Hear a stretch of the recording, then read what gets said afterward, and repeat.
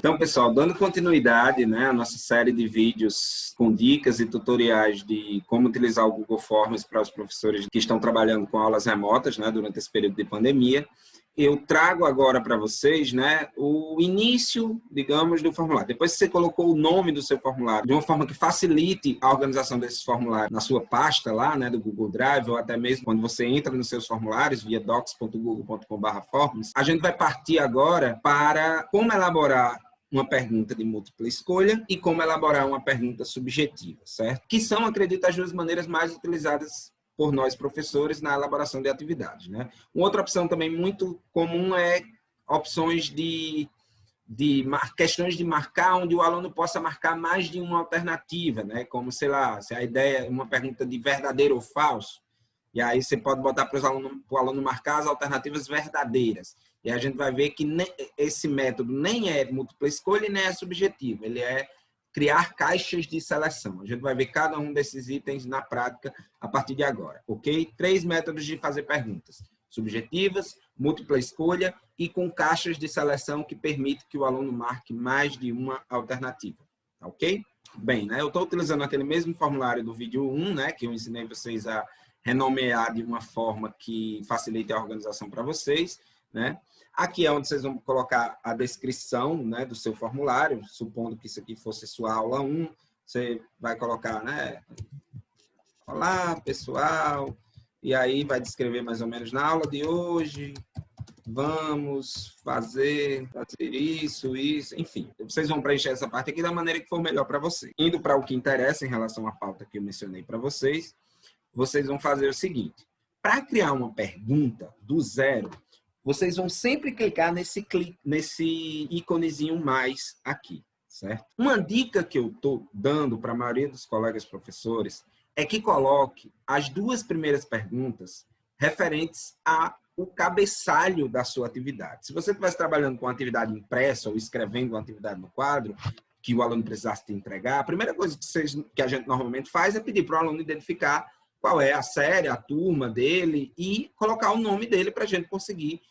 associar aquela atividade e aquele aluno. Então, não faz sentido a gente trabalhar diferente quando a gente estiver aqui no formulário, né? É ainda mais necessário, uma vez que a gente não está tendo contato pessoal direto, né, com o aluno. Então, as 2 primeiras perguntas que eu sugiro você criar nos seus formulários, o ideal é que sempre seja referentes à série e turma e referentes ao nome completo do aluno. Ah, eu só tenho uma turma. Aí, nesse caso, no seu caso específico, talvez não seja preciso colocar essa distinção, mas qualquer professor que tenha a partir de 2 turmas, o ideal é que sempre crie essa pergunta, certo? A gente vai ver mais na frente que isso é importante também para a organização da planilha de respostas que é gerada a partir do formulário, certo? Mas isso é assunto para as aulas, dos tutoriais posteriores, certo? Então, você coloca lá a primeira pergunta: qual é a sua série e turma? Eu geralmente coloco assim. Então, eu tenho 3 sextos anos, eu boto sexto ano A, sexto ano B, sexto ano C. Ah, mas eu só tenho sextos anos, por que eu não posso colocar só A, B e C? Você pode, mas quando você coloca dessa forma, a sua planilha ela fica mais completa. Como você provavelmente vai trabalhar com várias planilhas, o ideal é que na planilha já apareça série e turma. Você vai ver que fica até visualmente, né, em termos estéticos mesmo, melhor de você visualizar aquela planilha com as respostas dos alunos, certo? Então, coloca dessa forma e aí perceba que automaticamente, quando eu comecei a digitar a pergunta, o formulário já me deu a opção de múltipla escolha, certo? Então, isso aqui, o formulário ele tem uma inteligência artificial que normalmente detecta qual é o tipo de resposta que determinada pergunta exige. Quando eu botei qual é a sua série turma, ele já entendeu que eu vou fazer uma pergunta de múltipla escolha, certo? Mas aqui, clicando aqui, você tem a opção de mudar, certo? Se eu quisesse que o aluno digitasse o nome da série turma dele em forma de texto, eu botaria aqui, resposta curta. Iria aparecer aqui para ele botar a resposta curta, mas eu quero múltipla escolha mesmo, nesse caso aqui. Veja até aqui, apagou. Então, você bota sexto ano A, sexto ano B, sexto ano C, ok? Então, outra coisa muito importante, sempre coloque as perguntas como obrigatórias, principalmente essas de cabeçalho, pois isso impede que o aluno devolva o formulário para você com essa questão aqui em branco, certo? Seria o velho dilema da gente receber prova sem nome ou prova sem saber de que turma é aquele aluno, ok?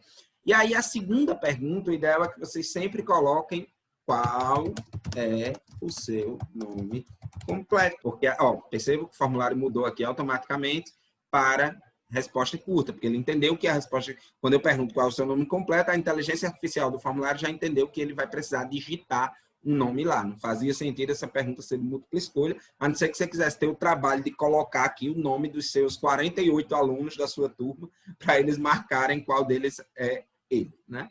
Então, bota como obrigatória, e aqui, automaticamente, a gente já viu como criar uma questão de múltipla escolha e como criar uma questão subjetiva com respostas curtas. Indo para nossa terceira pergunta, aqui você iria iniciar as perguntas do seu formulário. Então, se você quer fazer uma questão de múltipla escolha, perceba que o formulário já botou aqui que essa questão seria de múltipla escolha, você vai colocar aí, né? Quem descobriu o Brasil? Pedro Álvares K, e aí para o aluno completar o final aqui, né? Igual a piada lá de Zelezinho. Aí, as opções. Brau, Del, Rio, Propo, enfim.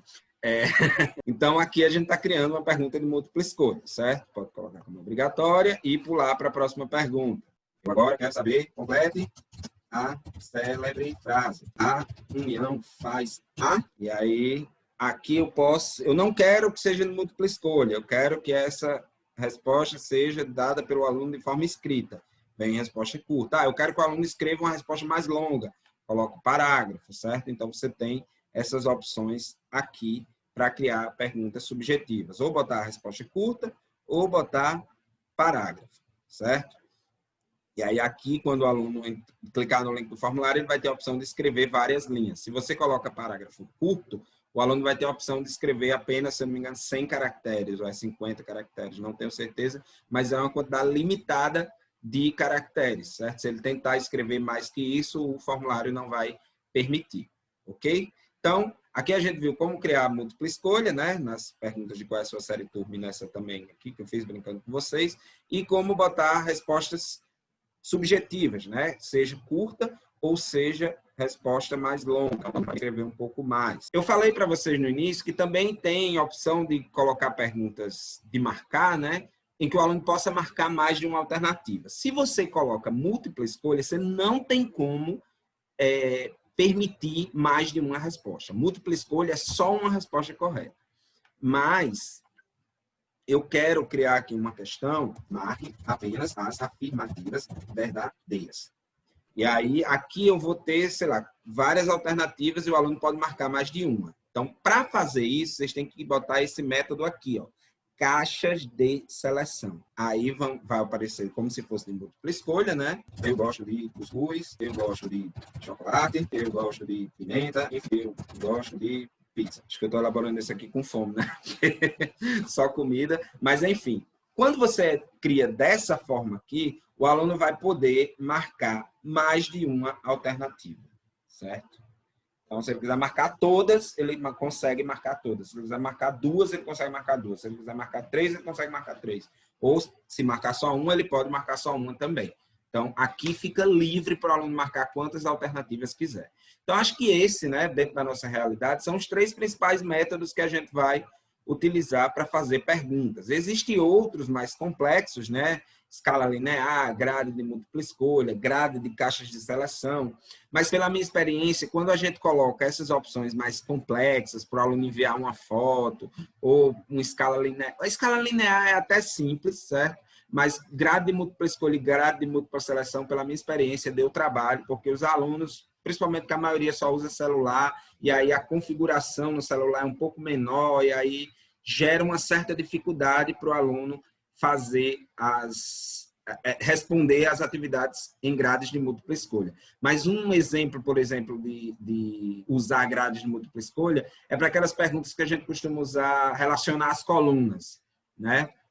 De um lado está o nome dos estados e do outro está as capitais, por exemplo. Então, ele iria, se fosse uma atividade impressa, a gente colocaria para ele relacionar colunas. No formulário, a gente consegue fazer isso através dessas grades de múltipla escolha, porque vai ter tipo um batalha naval, né? De um lado, na vertical, perdão, você bota, sei lá, o nome dos estados e na horizontal vão aparecer os nomes das capitais. Então, o aluno só tem a opção de responder cada um dos quadradinhos de forma que o estado e a capital se encontrem nas respostas corretas. Então, é relativamente complexo fazer isso para o aluno que responde pelo celular. Então, pela minha experiência, eu não tive resultados legais, eu tive que tirar muitas dúvidas dos alunos de um aspecto técnico da questão de como ele responder mesmo. Eles tiveram dificuldades em relação a isso. Então, por isso que eu passei aqui nesse tutorial como criar esses 3 tipos, né? Múltipla escolha, caixas de seleção e respostas objetivas, porque